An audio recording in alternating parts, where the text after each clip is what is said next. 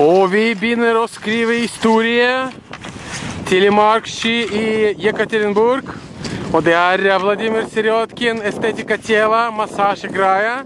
Og nå han begynner hans første slalom Telemark-ski. Telemark-ski-løp i historie. Hei, det Mikael Paikin. Norske, russiske, jekaterinburgske sin Telemark-ski-skole. Og vi starter. Vladimir, bare hyggelig. Bare hyggelig. Bare hyggelig.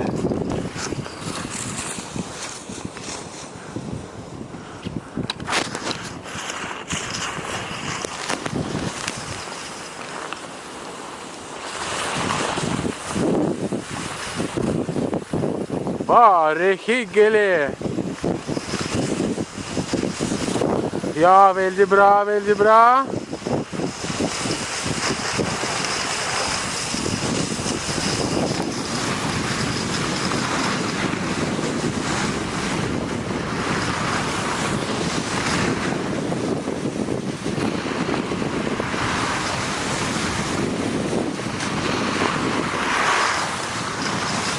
Telemark-ski, ja!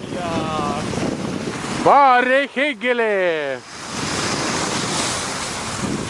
Bare bra!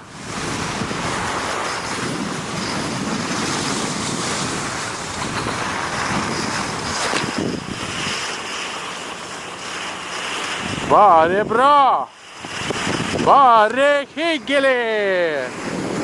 Det Jekaterinburg sin Telemark-skole! Bare hyggelig!